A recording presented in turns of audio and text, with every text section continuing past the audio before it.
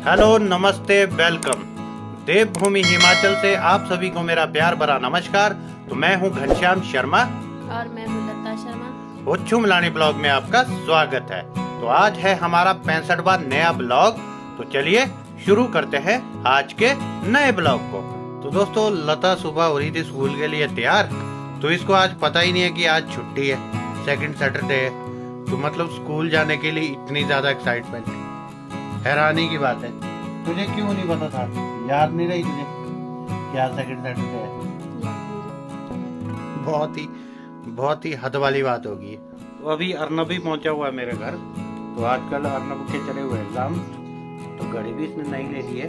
कब ले ली घड़ी? अच्छा, 3-4 दिन हो गए। तो अर्नब ने खाने के लिए लाया हुआ है हाजमोला। क्यों खा रहा है? पेट तो नहीं खराब हो गया तेरा? एग्जाम टाइम होते हैं बच्चों को ऐसे अच्छा, इसीलिए एडवांस में खा रहा है। तो चलो अच्छी बात है। तो दिन है आज शनिवार का। तो लता लगी है कपड़े धोने में। तो पानी हमने रखा होता है ड्रम में स्टोर करके, क्योंकि पानी आता है सुबह के 9 बजे के करीब। हर दिन पानी रखना पड़ता है हमें स्टोर करके ही। देखो, मम्मी आ रही थी चुपके से नीचे से, तो हमें खबर तक नहीं थी। तो मम्मी आज गई हुई थी बारी पत्थर में। तो वहाँ था किसी से काम। तो पापा ने भी रहे थे। बिस्कुट खा रहे, ब्रेड नहीं खा रहे, चाय। मम्मा खा रही बिस्कुट चाय के साथ।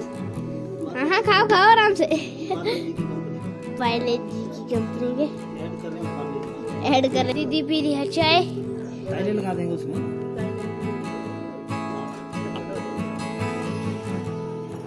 ले जाने कोई बात जाने दे, यहीं रख दे, लंबे डाल दे कोई बात। यहाँ अर्पित के घर में हो रही है इंटर धुलाई। तो यहाँ पे बनाया जा रहा है टॉयलेट बाथरूम। टॉयलेट तो है इनके पास पीछे, बाथरूम भी है, पर यहाँ पे नया बनाया जा रहा है। जो सैमू गई हुई थी आंगनबाड़ी के स्कूल में। तो सैमू, तूने क्या किया आज आंगनबाड़ी में?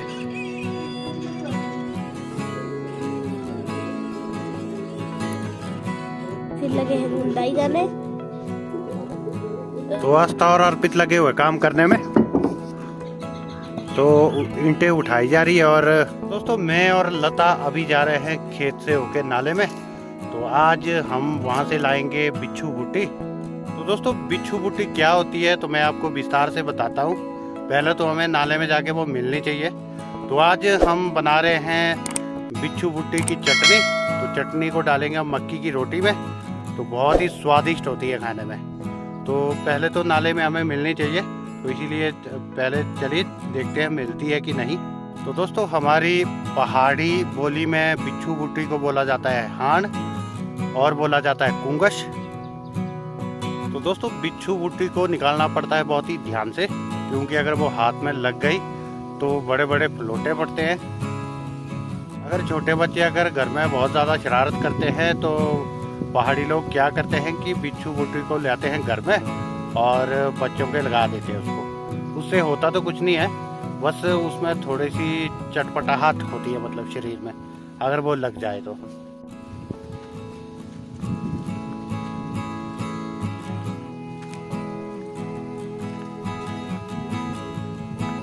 तो गेहूं के खेतों के हैं हरे भरे। जैसे जैसे गर्मियां बढ़ती जाएंगी वैसे वैसे गेहूं बड़े बड़े होते जाएंगे। तो नाले के पास पहुंचने में लगेगा हमें थोड़ा सा टाइम। बस अब पहुंचने ही वाले हैं। तो वहां देखते हैं हमें बिच्छू बूटी मिलती है कि नहीं। ये तो अब पहुंचने के बाद ही चलेगा पता। तो हम जा रहे हैं अपने खेत होके। तो यहाँ हमने बीज रखे हैं गेहूं। तो दोस्तों, ये होते हैं हमारे पहाड़ों के रास्ते, टेढ़े मेढ़े। तो यहाँ चलना पड़ता है बिल्कुल संभल के, अगर गिर गए तो नीचे पहुंच जाएंगे। लता और मैं जा रहे हैं ढूंढने। तो अभी मिलती है कि नहीं, ये तो अभी ढूंढने के बाद ही पता चलेगा।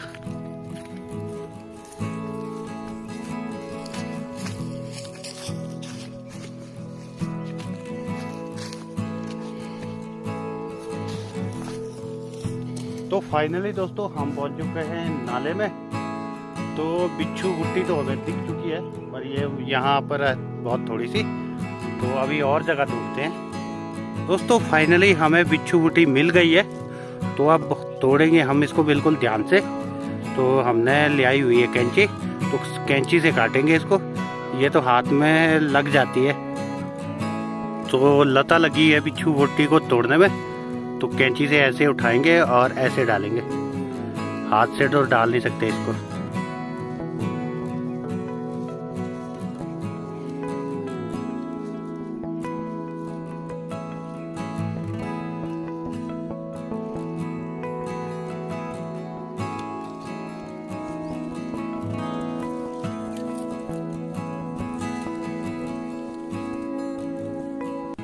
बहुत बार ना मेरे हाथ में लग चुकी है, बहुत ही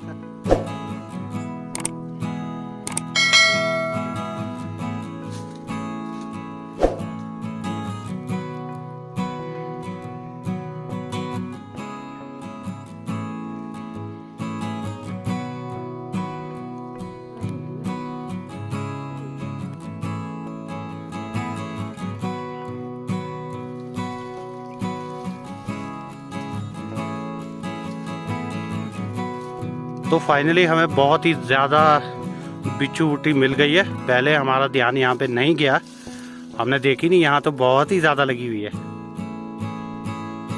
तो फाइनली दोस्तों हमने बहुत सारी बिच्छू गुट्टी ले ली है।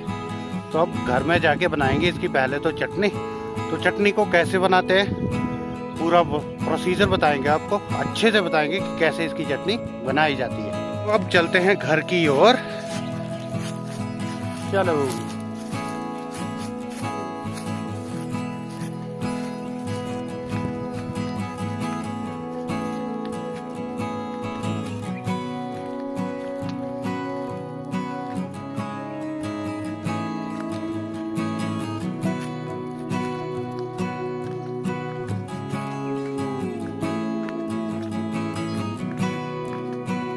फाइनली मैं और लता पहुंच चुके हैं अपने घर।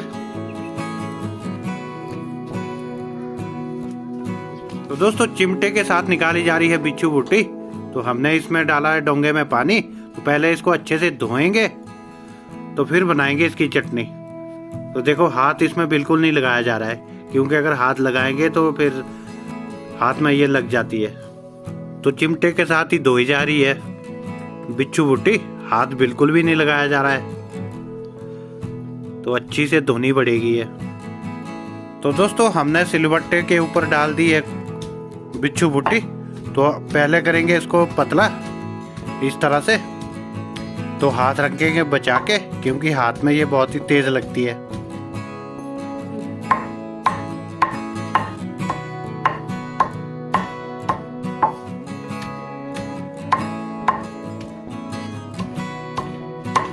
सिलबट्टे पे तो मैं कर रहा हूँ बिच्छू गुट्टी की पिसाई। तो अभी करेंगे इसको बारीक अच्छे से। तो उसके बाद इसमें डालेंगे मसाला। तो इसमें क्या क्या मसाला डालेंगे वो हम बताएंगे आपको पूरा प्रोसीजर में अच्छे से।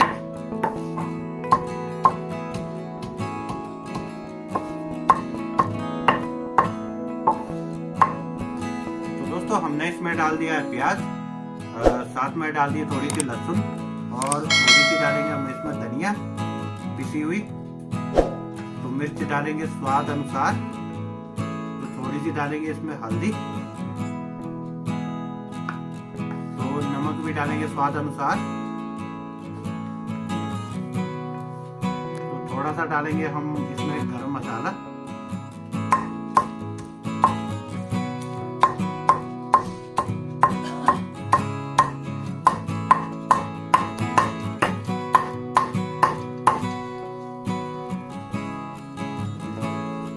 तो दोस्तों बिच्छू गुट्टी की चटनी हो गई है अच्छे से तैयार। तो अभी इसको डालते हैं प्लेट में।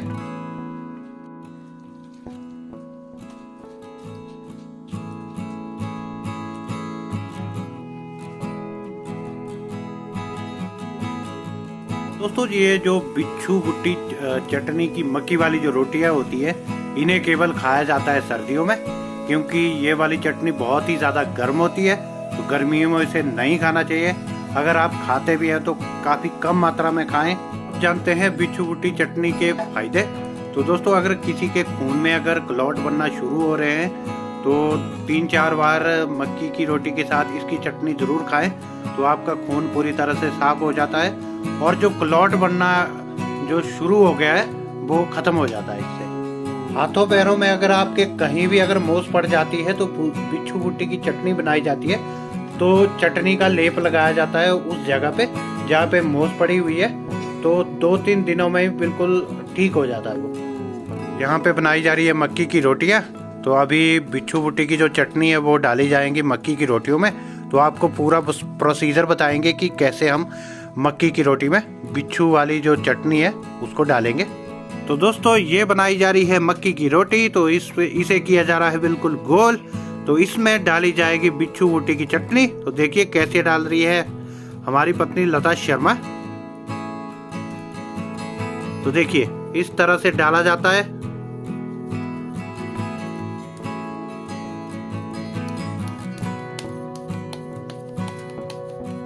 तो देखिए किस तरह से किया जा रहा है रोटी को गोल।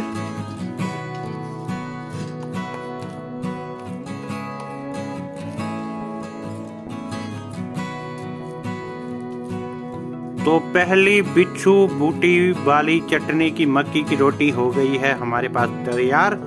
तो इसे रखा है हमने तंदूर के ऊपर। तो तंदूर के ऊपर लगाया हुआ हमने तवा।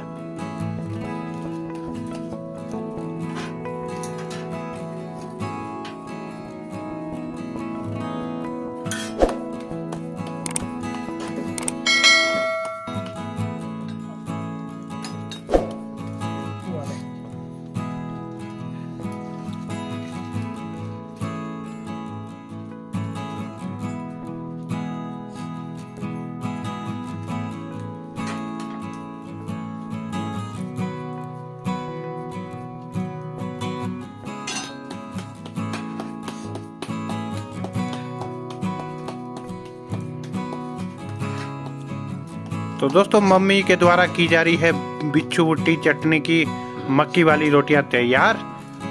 मम्मी है हमारी इसमें बहुत ही ज़्यादा एक्सपर्ट। तो लता के थोड़ी सी बन नहीं पा रही थी रोटियां।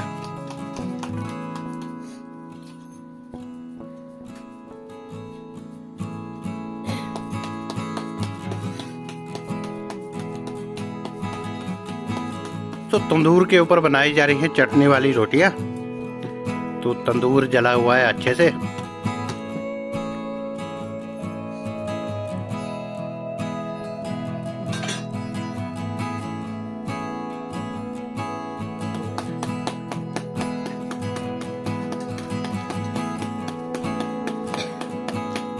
दोस्तों, ये वाली रोटी बनाई है मैंने। तो अब खाने में कैसे बनेगी ये तो अब जब ये तैयार होगी तो सबसे पहले मैं इसी को खाऊंगा, क्योंकि ये मैंने खुद बनाई हुई है। तो देखिए कितनी अच्छे से बनाई हुई है मैंने ये।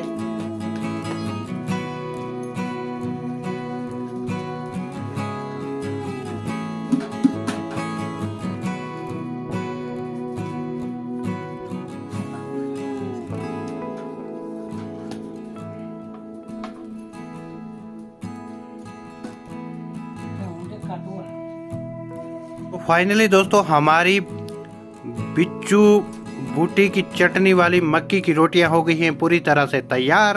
तो अब खाने में कैसी बनी है तो अब लगेगा खा के पता।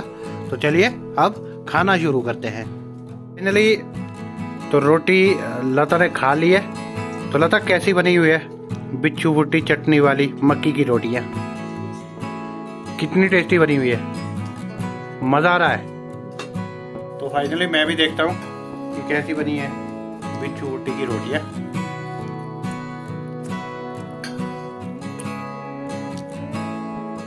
बहुत ही स्वादिष्ट बनी हुई है। एक्चुअली मैं पहली बार खा रहा हूँ रोटी को।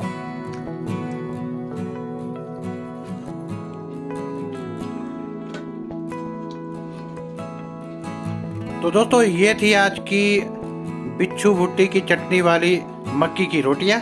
तो मैंने तो खा ली है, मम्मी ने भी खा ली है, बस अब लता ही बची हुई है। तो आज के ब्लॉग को करते हैं यहीं पे डी एंड। तो मिलते हैं नेक्स्ट ब्लॉग में। आपको हमारा ब्लॉग कैसा लग रहा है लाइक शेयर और कमेंट करके जरूर बताएं और हमारे उच्चू मलानी ब्लॉग को सब्सक्राइब और बेल आइकॉन का बटन दबाना बिल्कुल ना भूलिएगा। तो मिलते हैं नेक्स्ट ब्लॉग में। Bye bye, Tata.